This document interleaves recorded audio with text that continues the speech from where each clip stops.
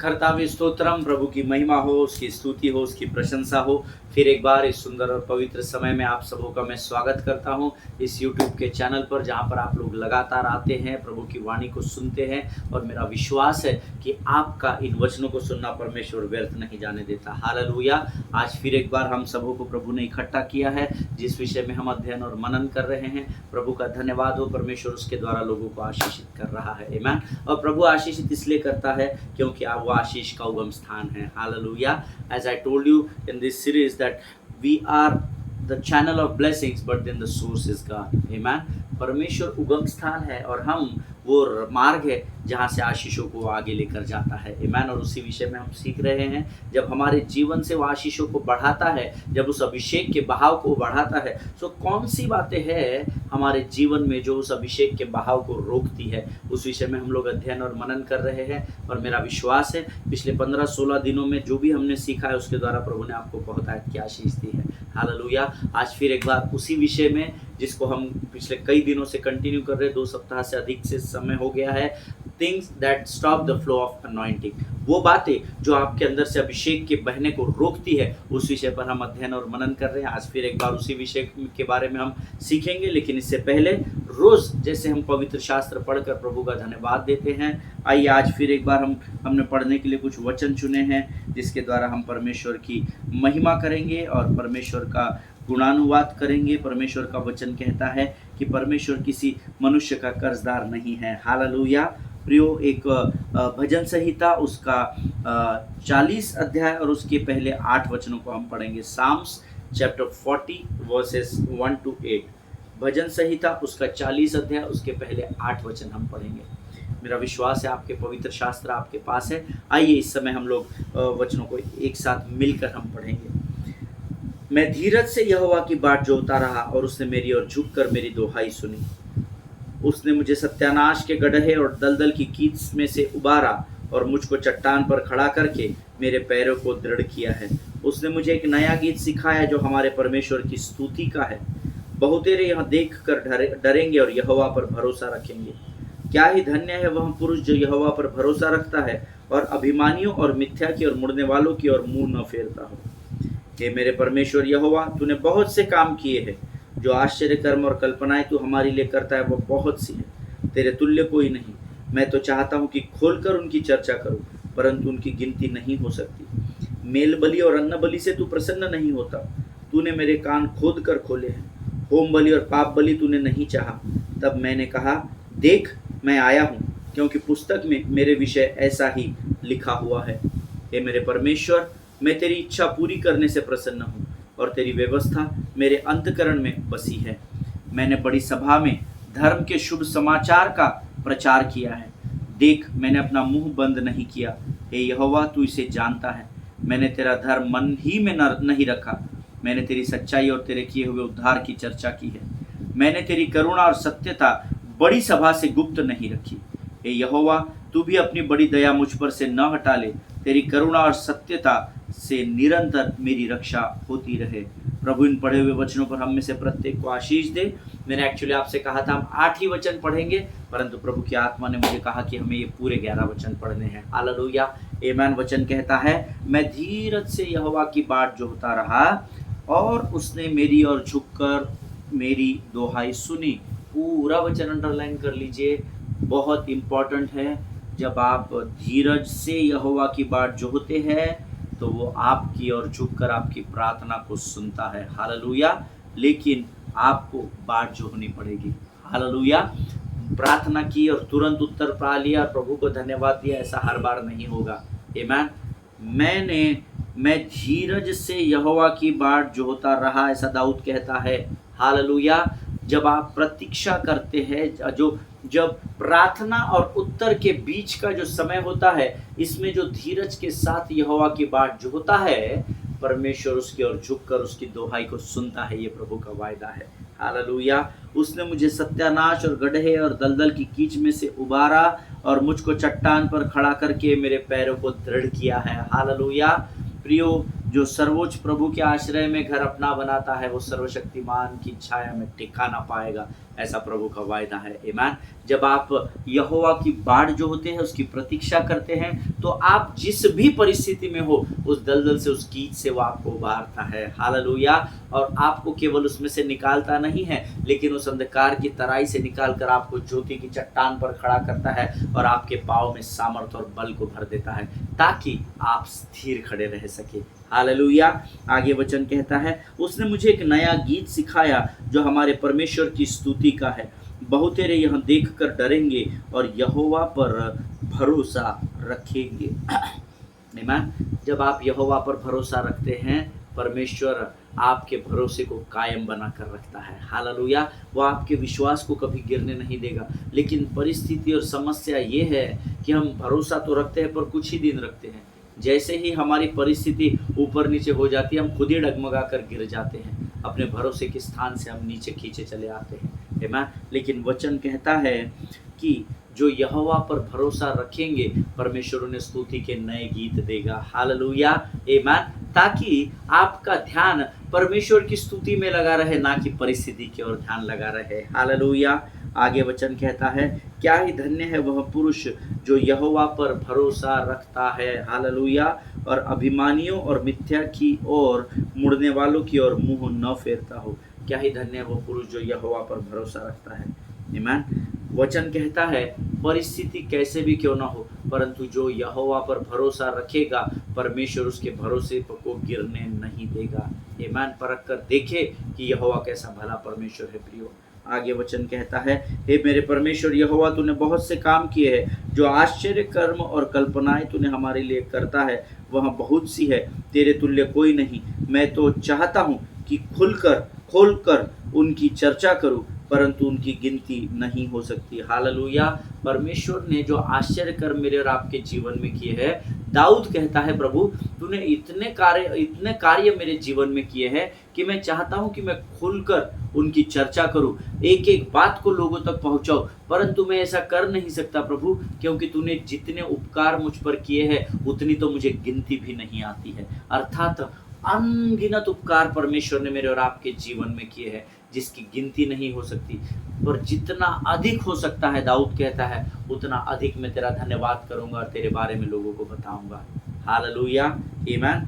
आगे वचन कहता है, मेल बलि और अन्न बलि से तू प्रसन्न नहीं होता। तूने मेरे कान खोद कर खोले हैं। होम बलि और पाप बलि तूने नहीं चाहा। हालेलुया। कई लोग परमेश्वर को दिखावा करने के द्वारा प्रसन्न करना चाहते हैं। देख प्रभु, आज हमने कंबल बांटे हैं। देख प्रभु, आज हमने 50 लोगों का खाना किया है। देख प्रभु, आज हमने चर्च में ये डोनेशन किया है। देख प्रभु, आज हमने चर्च में 50 चेयर दी है और पीछे अपने नाम लिखवाया है कि इनकी ओर से चर्च को भेंट दी गई है। लेकिन वचन कहता है उन सारे दानों से परमेश्वर प्रसन्न होता ही नहीं है। हालेलुया। जिनके सुनने के कान हो वो सुन ले। वचन कहता है, तूने मेरे कान खोद कर खोल दिए हैं। इसका अर्थ है कि ये वचन हमें बता रहा है, बेटा ध्यान से सुनो, आप बहरे नहीं होना। दाऊद ने अपने कानों पर परत लगाई होगी, इसलिए परमेश्वर को उसके कानों को खोदना पड़ा और ये बताना पड़ा, बेटा ये मेल बलि और अन्न बलि से मैं प्रसन्न होने वाला परमेश्वर नहीं। हालेलुया। अगर आप प्रभु को दिखावे के लिए, संसार को दिखाने के लिए अगर आप प्रभु के राज्य में कुछ दान या भेंट दे रहे हो तो आप गलत दिशा में बढ़ रहे हो, क्योंकि होम बलि, मेल बलि और अन्न बलि से परमेश्वर प्रसन्न नहीं होता है। हालेलुया। जिनके सुनने के कान हो सुन ले। तब मैंने कहा, देख मैं आया हूँ, क्योंकि पुस्तक में मेरे विषय ऐसा ही लिखा हुआ है। हे मेरे परमेश्वर, मैं तेरी इच्छा पूरी करने से प्रसन्न हूँ और तेरी व्यवस्था मेरे अंतःकरण में बसी है। जब आप प्रभु की इच्छा को पूर्ण करते हैं ना, जब आप उसकी आज्ञा का पालन करते हैं जो आपको करने के लिए कहता है, आप करके देखिए, इतना सुकून आपको मिलेगा कि वैसी शांति संसार में कहीं भी आप प्राप्त नहीं कर पाएंगे। आमीन। उसकी छोटी छोटी आज्ञाओं का पालन कर कर देखिए कि यहोवा कैसा भला परमेश्वर है। आमीन। आगे वचन कहता है, मैंने बड़ी सभा में धर्म के शुभ समाचार का प्रचार किया है। देख मैंने अपना मुंह बंद नहीं किया। हे यहोवा, तू इसे जानता है। हालेलुया। परमेश्वर की बातों का बखान करना बहुत ज़रूरी है कि परमेश्वर ने आपके जीवन में कैसे बड़े कार्यों को किया है। उसे परमेश्वर की गवाही देना कहते हैं। हालेलुया। मैंने तेरा धर्म मन ही में नहीं रखा, मैंने तेरी सच्चाई और तेरे किए हुए उद्धार की चर्चा की है। मैंने तेरी करुणा और सत्यता बड़ी सभा से गुप्त नहीं रखी। It is very important to give your testimony to the world. Amen. संसार को अपनी गवाही को बांटना बहुत ज़रूरी है और उसके लिए आपको डरने की ज़रूरत नहीं है। बिंदास अपने जीवन की देखिए, आप उन बातों का बखान कर रहे हैं जो आपके जीवन में हुई है, उसमें कोई गुनाह नहीं है, उसमें आप किसी का धर्म परिवर्तन नहीं कर रहे, किसी को जोर जबरदस्ती नहीं कर रहे, आप उन बातों को बता रहे हैं जो आपके साथ हुई है। हालेलुया। इस बात को हमेशा ध्यान में रखिएगा। परमेश्वर किसी मनुष्य का कर्जदार नहीं है, परमेश्वर आशीषों को देने वाला परमेश्वर है। हालेलुया। आमीन। आगे वचन कहता है, हे यहोवा, तू भी अपनी बड़ी दया मुझ पर से न हटा ले, तेरी करुणा और सत्यता से निरंतर मेरी रक्षा होती रहे। किन बातों से? करुणा और सत्यता के साथ। हालेलुया। जिनके सुनने के कान हो वो सुन ले। प्रभु इन वचनों के द्वारा हम में से प्रत्येक को बड़ी बरकत और बड़ी आशीष दे। ये समय है जब हम अपने सिरों को झुकाएंगे, अपने आप को नम्र और दीन करेंगे और प्रभु के सामने अपना समर्पण करेंगे। Let us pray. Thank you Jesus. धन्यवाद यीशु, धन्यवाद यीशु, धन्यवाद यीशु। आकाश और पृथ्वी के बनाने वाले महान और जीवित परमेश्वर, इस सुंदर और पवित्र समय के लिए हम तुझे धन्यवाद देते हैं। पिता, तेरी उपस्थिति इस समय हमारे मध्य में है, हम तुझसे प्रेम करते हैं राजा। प्रभु हम धन्यवाद देते हैं, हमारी हर कमी घटी को ढांपता है और हमसे एक समान प्रेम करता है राजा। प्रभु आज के सुंदर समय में फिर एक बार हम अपने शरीर, प्राण, आत्मा और बुद्धि को तुझे समर्पित करते हैं। प्रभु परमेश्वर पिता, हमारी ज़रूरतों को तू हमसे बेहतर जानता है। प्रभु शत्रु की हर एक युक्त योजनाओं का यीशु नासरी के नाम से हम अपने जीवन से खंडन करते हैं राजा। तू और सारी बातों के ऊपर हमारे जीवन में नियंत्रण को ले राजा। अपने आप को यीशु मसीह के लहू में डुबोते हैं राजा। जो वचन अब हम सुनते हैं राजा, उसे समझने के लिए लगने वाली स्वर्गीय बुद्धि और ज्ञान से भरकर तैयार कर। सारी बातों में महिमा तुझको देते हैं, आगे के संपूर्ण समय को तुझे समर्पित करते हैं। इस प्रार्थना को धन्यवाद के साथ यीशु नासरी के नाम से मांगते हैं। सुन और बड़ी दया से ग्रहण कर। आमीन। हालेलुया। फिर एक बार यीशु नासरी के नाम से आप सबों का मैं इस यूट्यूब के चैनल पर स्वागत करता हूं। कल हम जिस विषय में सीख रहे थे, मैंने आपको कल बताया था, if you honor anointing in others, it will increase in you. Hallelujah. अगर आप दूसरों के जीवन के ऊपर के अभिषेक का आदर करेंगे तो परमेश्वर आपके अंदर से अभिषेक के बहाव को बढ़ाता चला जाएगा। बट समस्या क्या है, मैं आपको बताऊं, लोग दूसरों के अभिषेक से जलन रखते हैं, ईर्ष्या रखते हैं, और ये बहुत दुख की बात है। ये आज का इतिहास नहीं है, ये उस समय से चला आ रहा है। हालेलुया। उस समय भी लोग, फरीसी और सदुकी लोग जो थे, वो यीशु मसीह के अभिषेक से घृणा करते थे, वो उसका निंदा करते थे, उसका मजाक उड़ाते थे, और ये उस समय से चला आ रहा है। लेकिन ये बहुत दुख की बात है, उस समय लोगों के पास प्रभु का अनुग्रह नहीं था। आज मेरे और आपके ऊपर परमेश्वर का अनुग्रह है। आज परमेश्वर इन वचनों के द्वारा हमें सिखाना चाहता है कि जब आप दूसरों के जीवन में आने वाले अभिषेक का आदर करते हैं, तब परमेश्वर आपके अंदर के अभिषेक के बहाव को बढ़ाता चला जाता है। हालेलुया। कल हमने राहाब वेश्या के बारे में सीखा था कि कैसे वो एक शहर पनाह पर थी और शहर के बाहरी भागों में वेश्यावृत्ति करती थी, और कैसे उसने यीशु मसीह, परमेश्वर यहोवा के बारे में बहुत सारी बातें सुन रखी थी, और उसने उस सारी बातों को अपने अंदर ग्रहण कर लिया था, समा लिया था, और परमेश्वर ने उसके जीवन में ऐसा समय लाया कि उसने परमेश्वर के लोगों को बचाया, उनके जीवन को बचाया, और परमेश्वर ने अपने वायदे के अनुसार राहाब वेश्या को और उसके पूरे परिवार को उस शहर में बचाया। और केवल बचाया नहीं, लेकिन उसको God redeemed her, amen, from that prostitution. परमेश्वर ने उस वेश्यावृत्ति के उस कार्य से उसे छुटकारा भी दिया। और इतिहास बताता है कि आने वाले समयों में राहाब वेश्या की वंशावली से, लीनियज से होते हुए यीशु मसीह का जन्म हुआ। अब आप सोच रहे होंगे, अरे बाप रे, यीशु मसीह के पूर्वजों में वेश्याएं भी थी, है ना? देखिए समस्या क्या है, वो वेश्या थी, लेकिन परमेश्वर ने उसे छुड़ाकर आजाद कर लिया। हालेलुया। आप और मैं, हम कई पापों को करते हैं, लेकिन हम अपने पापों को तो ढांप लेते हैं, लेकिन दूसरों के पापों के बारे में बहुत डिस्कशन करते हैं। आमीन। विश्वास रखिए, परमेश्वर इसका न्याय जरूर आपके साथ और मेरे साथ करेगा। आमीन। Learn to forgive people. आमीन। लोगों को क्षमा करना सीखे। अगर आप किसी का अच्छा नहीं कर सकते तो कम से कम बुरी बातें ना करें, क्योंकि बुरी बातों को करने का और बुरे कार्यों को करने का न्याय परमेश्वर आपके साथ ही करेगा। हालेलुया। जिनके सुनने के कान हो वो सुन ले। मैंने आपसे कल कहा था कि मैं आपको बताऊंगा कि क्यों मैंने आपसे कहा कि ये जो राहाब वेश्या थी, इसके वंशावली से होकर यीशु मसीह का जन्म हुआ। मत्ती रचित सुसमाचार उसका पहला अध्याय उसके 5 और 6 वचन हम पढ़ेंगे, जहाँ पर यीशु की पूरी वंशावली के बारे में लिखा है। अक्सर हम चिन्ह चमत्कारों को खोलकर पढ़ते हैं, हमें ये सब बहुत कम लोग हैं जो यीशु की वंशावली का अध्ययन करते हैं। आमीन। Let us open our Bible to the book of Matthew chapter 1 verses 5 and 6। Matti रचित सुसमाचार उसका पहला अध्याय उसका 5 और 6 वचन। सलमोन और राहाब से बोआज उत्पन्न हुआ, बोअज और रुत से ओबेद उत्पन्न हुआ, और ओबेद से यीशु उत्पन्न हुआ, और यीशु से दाऊद उत्पन्न हुआ। हालेलुया। फिर एक बार मैं इन वचनों को पढ़ूंगा, आप भी पढ़िएगा और ध्यान से पढ़िएगा और इसको अंडरलाइन कर लीजिए। जीवन के अंत तक आपको ये पता होना चाहिए। हालेलुया। सलमोन और राहाब से बोअज उत्पन्न हुआ, ये वही राहाब है जो वेश्या कहलाती थी। हालेलुया। और बोआज से रूत, बोआज ने रूत से शादी की, हम पिछले दिनों इसका अध्ययन कर चुके हैं। और बोआज और रूत से ओबेद उत्पन्न हुआ, और ओबेद से यीशे उत्पन्न हुआ, और यीशे दाऊद का पिता था। हालेलुया। और हम सब जानते हैं दाऊद की वंशावली में आगे आते आते आते आते यीशु उत्पन्न हुआ। हालेलुया। यीशु का जन्म मरियम के द्वारा हुआ, क्योंकि हम सब जानते हैं बर्तिमाई जो अंधा था उसने कहा, हे दाऊद की संतान, हे दाऊद की संतान, मुझ पर दया कर। हालेलुया।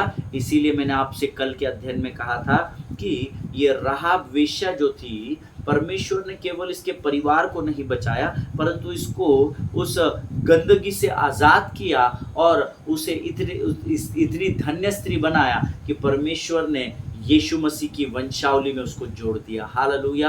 प्रियो, देखिए परमेश्वर के काम बहुत अद्भुत है।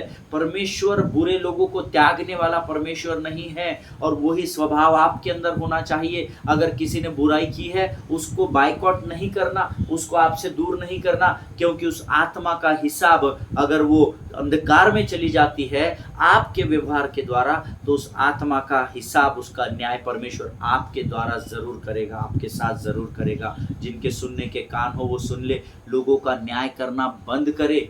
ईमान। लोगों को क्षमा करना सीखे। परमेश्वर का स्वभाव अगर आपके अंदर है तो उसको एक्शन में लाइए। खाली पुलपिट से माइक लेके बड़ी बड़ी बातें नहीं करनी है। हम ऐसा कर देंगे, हमारा ये दर्शन है और हम चाहते हैं हमारे शहर में बेदारी आए। मुंह से बोलने से बेदारी नहीं आती है। हालेलुया। आपके स्वभाव में पहले बेदारी लानी पड़ेगी। जिनके सुनने के कान हो वो सुन ले। Hallelujah. You must be thinking कि मैं आपको ये वंशावली की बात क्यों बता रहा हूँ कि बोआज उस स्त्री से जो वेश्या कहलाती है, उस राहाब से यीशु की वंशावली हुई, तैयार हुई। ये सब बातें you must be thinking why I am giving you this all this details, है ना। हो सकता है आप सोच रहे होंगे हमको क्यों दे रहे, because I want to tell you one thing. Those who are writing down the notes, वो लिख ले why I am telling you all these things, because when you feed yourself on miracles you attract miracles. Hallelujah. जब आप अपने आप को परमेश्वर के चिन्ह और चमत्कारों के द्वारा फीड करते हैं, अपने आप को स्मरण कराते हैं प्रभु के चिन्ह चमत्कारों को, तब वचन कहता है आप उन चमत्कारों को अपनी ओर अट्रैक्ट करने लगते हैं। Hallelujah. You need to feed on those miracles which God had done in the history. Hallelujah. आपको वचनों को स्मरण करना पड़ेगा। इसीलिए तो यहोशू की पुस्तक उसका पहला अध्याय उसका 8वां वचन कहता है कि व्यवस्था की यह पुस्तक तेरे चित्त से कभी भी उतरने ना पाए, तो दिन और रात इसी में ध्यान दिए रहना। Hallelujah. You know why God said that? क्या आप जानते हैं परमेश्वर ने ऐसा क्यों कहा? क्योंकि जब उन चिन्ह और चमत्कारों को आप स्मरण करते, कैसे प्रभु ने लाल समुद्र को 2 भागों में बांट दिया, कैसे परमेश्वर ने उस गंदे बुरे खराब पानी के अंदर उस पेड़ के पौधे के उस पत्ते को डाला और वो पानी, खारा पानी मीठा हो गया, कैसे परमेश्वर ने अद्भुत चमत्कार किए, कैसे परमेश्वर ने दाखरस का अद्भुत चमत्कार किया। जब आप अपने आप को परमेश्वर के वचनों से फीड करते चले जाते हैं, तो आपके अंदर जो चमत्कार भरे हुए हैं, जो स्मरण में है, उन चमत्कारों को देखकर आपके जीवन में होने वाले चमत्कार आपकी ओर अट्रैक्ट होते चले जाते हैं। देखिए, एक मैग्नेट जो होता है वो एक मैग्नेट को अट्रैक्ट करता है। आमेन। हम बचपन में खेलते थे ना, दो मैग्नेट को ऐसा पकड़ते थे, फिर या तो फिर खीला होता था, है ना, नेल्स होते थे, हम एक मैग्नेट लेते थे और कीले की ओर ऊपर रखते थे तो फट से वो चिपक जाता था। आमेन। जब आप अपने आप को चमत्कारों से भर लेते हैं, परमेश्वर के किए हुए चमत्कारों को, उपकारों को स्मरण करते चले जाते हैं, तो वो चमत्कार जो परमेश्वर ने आपके जीवन के लिए तय करके रखे हैं वो आपकी ओर आकर्षित होते चले जाते हैं और वो चमत्कार आपके जीवन का भाग बन जाते हैं। हालेलुया। जिनके सुनने के कान हो वो सुन लिए। देखिए, जो आपके मन में होता है ना, वही शब्दों के द्वारा बाहर आता है। हालेलुया। ये हम सब जानते हैं। वचन आके आप जानकार लोग हैं, वचन के आप ज्ञानवान लोग हैं, आप ज्ञानी लोग हैं, आप इन सारे वचनों को जानते हैं। जो आपके यहाँ पर होता है वही आपके मुख से बाहर निकलता है। अगर चमत्कार यहाँ पर बने रहेंगे तो चमत्कार ही बाहर आएंगे। हालेलुया। अगर यहाँ पर गंदगी बनी रहेगी तो गंदगी यहाँ से बाहर आएगी, जो सड़ाहट को उत्पन्न करेगी और आप दूसरों के लिए आशीष नहीं परंतु श्राप का कारण बन जाएंगे। उससे दूसरों के लिए अगर आप आशीष नहीं बन सकते ना, तो कम से कम श्राप नहीं बनना, इस बात को याद रखिएगा, क्योंकि परमेश्वर आपका न्याय करेगा। Hallelujah. Amen. If you feed on gossip, your life will nothing but the drama. To be very honestly, I want to tell you this thing. अगर आप अपने अंदर गॉसिप्स को फीड करेंगे ना, इसके जीवन में ऐसा, उसके जीवन में ऐसा, अरे वो क्या हमको बता रहा है, अरे वो क्या बड़ी बड़ी बातें कर रहा है, अरे उसको कुछ भी करने दो। You don't do that. Amen. अगर आप वो व्यक्ति गलत कर रहा है, आप उसके बारे में बोल रहे हैं, तो आप ज्यादा गलत कर रहे हैं। हालेलुया। देखिए, अगर आप चमत्कार को स्मरण करेंगे, चमत्कार ही बाहर आएंगे। हालेलुया। अगर आप गॉसिप्स को स्मरण करेंगे तो वो गंदगी ही, सड़ाहट ही आपके जीवन से बाहर आएगी। आमीन। हमेशा ध्यान में रखिए, शत्रु चालाक है, वो आपको बरगलाता है। आप और मैं बुरे नहीं हैं, परंतु शत्रु की लोमड़ियां इस दाग की बारी को बिगाड़ने का प्रयत्न दिन प्रतिदिन करते रहती है। हालेलुया। और उससे बचने का एक ही उपाय है, परमेश्वर के चिन्ह और चमत्कारों को स्मरण करें। व्यवस्था की ये पुस्तक तुम्हारे चित्त से कभी भी न उतरने देना, तू दिन और रात इसी में ध्यान दिए करना। हालेलुया। आमीन। ऐसा करने से फिर उसके आगे यहोशू की किताब में बहुत सारी आशीषें लिखी हुई है। हालेलुया। आमीन। ऑलवेज रिमेंबर, देखिए, आप अदन की वाटिका के आदम और हव्वा हो सकते हैं। आमीन। लेकिन अगर आपकी रिसेप्टिविटी पावर, आपकी ग्रहण करने की क्षमता अगर आपकी कमजोर होगी, तो आपके लिए अदन की वाटिका एक नाइटमेयर बनकर रह जाएगी, एक बुरा ख्वाब बनकर रह जाएगी। Receptivity should be powerful, you know. आपकी एपिटाइट, जो आपके पचन क्रिया है ना, वो सही होनी चाहिए। देखिए, अगर आप खराब खाना खा लेंगे ना, तो आपको तकलीफ होगी। अगर गलत बातें आपके, अगर आप 5 दिन 10 दिन बासी खाना खा लेंगे, या जो आपको जो बातों को खाने की आपको अनुमति ही नहीं है, उन बातों को आप खाएंगे, तो ऑब्वियसली आपका एपेटाइट या आपका डाइजेशन खराब हो जाएगा। हालेलुया। आप अदन की वाटिका में हो सकते हो, आप आदम और हवा हो सकते हो कि आपको सारी आशीषें दी है, सब कुछ दे दिया है, लेकिन रिसेप्टिविटी पावर अदन की वाटिका में दोनों का खराब हो गया। वो ग्रहण करने की शक्ति खराब हो गई। आमीन। जो बातें खाने के लिए नहीं कही गई थी, उन्हीं बातों को उन्होंने खा लिया और हमेशा के लिए उनको अदन की वाटिका से बाहर कर दिया गया। जिनके सुनने के कान हो वो सुन ले। या और एक उदाहरण मैं आपको दूं, जब मैं इन वचनों को पढ़ रहा था, आप डैनियल के नाई अपने आप को देखिए, मैंने आपको ये एक उदाहरण आदम और हवा का दिया कि आपको सारी आशीषें दे दी है, सब कुछ प्रभु ने दे दिया आदम की वाटिका में। तू ये करना, तू इसकी रक्षा रखवाली करना, और यहाँ पर खेलना कूदना, मैं भी आऊंगा आदम, हम तीनों मिलकर मस्त फेलोशिप करेंगे, सारी आशीषें दे दी। पर क्या हो जाता है ना, कभी कभी परमेश्वर ने आशीषें दे दी ना, तो हमारे औकात के ऊपर हो जाती है, क्योंकि हम उसको डाइजेस्ट नहीं कर पाते हैं, जिसके कारण हमारा एपेटाइट खराब हो जाता है। हालेलुया। यहाँ अदन की वाटिका में आदम और हवा को सब दिया गया था, लेकिन उन्होंने अपनी औकात दिखा दी। हालेलुया। जो उनको नहीं करने के लिए कहा गया था वो कर बैठे, और वचन कहता है उनको अदन की वाटिका से हमेशा के लिए बाहर निकाल दिया गया। हालेलुया। एक तो ये उदाहरण है एकदम वर्ज एंड पर, या फिर हो सकता है कि आप डैनियल के नाई आज आप अपने आप को बंधुआई में देखते हो, जैसे डैनियल बंधुआई में था, लेकिन अगर आपकी रिसेप्टिविटी पावर मजबूत होगी, then you turn your captivity into a paradise. Hallelujah. देखिए, डैनियल बंधुआई में था, लेकिन उसकी रिसेप्टिविटी पावर बहुत मजबूत थी। आमेन। वो जब उसे झुकने के लिए कहा गया वो झुका नहीं। जब ये कहा गया कि 30 दिनों तक लगातार इस मूर्ति के अलावा तुम किसी और की आराधना नहीं करना, वचन कहता है डैनियल शांत नहीं बैठा। डैनियल ने तो पूर्व की दिशा की ओर, जहाँ से यरूशलेम दिखाई दे रहा था, उस पूर्व की ओर की खिड़की को खोलकर डैनियल प्रार्थना में मगन हो गया। हालेलुया। आपकी रिसेप्टिविटी पावर कैसी है, इसके ऊपर अगर कमजोर है तो आप नुकसान की ओर जाएंगे, लेकिन अगर आपकी रिसेप्टिविटी पावर मजबूत होगी then hell will turn into paradise. Hallelujah. तो आपके लिए अधलोक स्वर्गलोक में बदल दिया जाएगा। आमीन। हम सब जानते हैं जब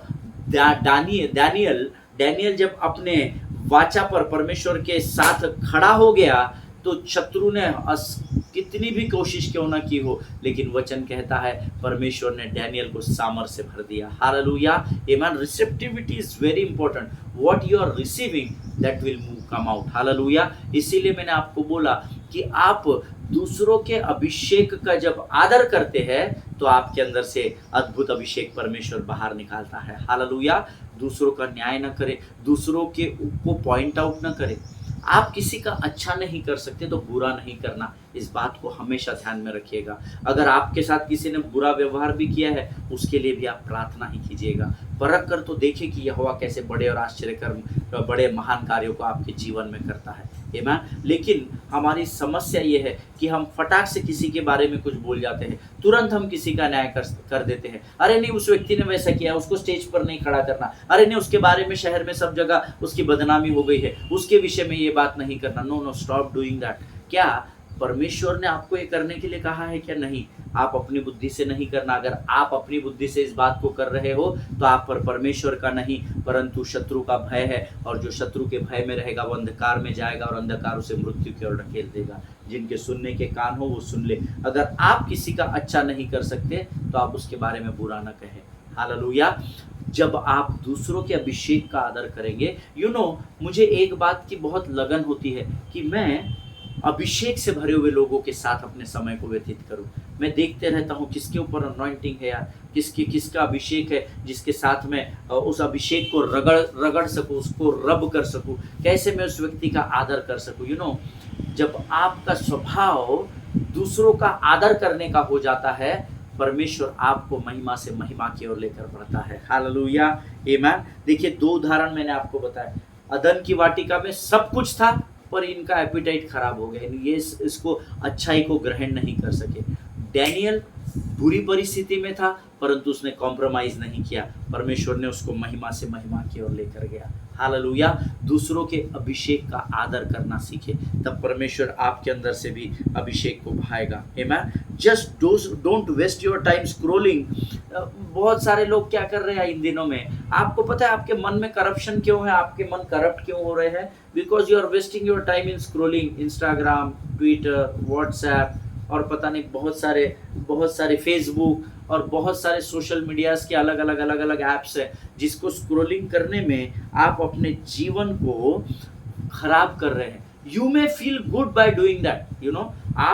आपकी फीलिंग्स, आपकी भावनाएं बहुत अच्छी है। अच्छा लगता है ना जब आप कोई कमेंट पोस्ट करते हैं किसी परमेश्वर के बड़े सेवक के साथ। आजकल तो बड़ा फैशन है किसी के भी पासबानों के साथ फोटो क्लिक करना और उसको पोस्ट में डाल देना। देखिए, हमारी इस व्यक्ति से पहचान है, हमारी उस व्यक्ति से पहचान है, हम परमेश्वर के इस सेवक को जानते हैं, देखिए वो हमारे घर पर आए थे, खाना खाए। आजकल ये बड़ा चलन हो गया है। आमीन। मार्केटिंग स्ट्रेटेजीज है पैसा कमाने का, है ना। बहुत स्ट्रेट और बहुत बोल्डली मैं इस बात को बता रहा हूँ। बस साहब एक फोटो निकाल कर यूट्यूब पर डालना, सोशल मीडिया में डालना, उसको कैश करने का लोगों ने अभी बिजनेस कर लिया है और बहुत दुख की बात है। But it may feel good. आपको वो स्क्रोलिंग करना, एप्लीकेशंस को स्क्रोलिंग करना शायद आपके हृदय को कुछ समय के लिए शांति या आनंद जरूर दे सकता है, but you need to listen to things that make you think good, be good and be blessed.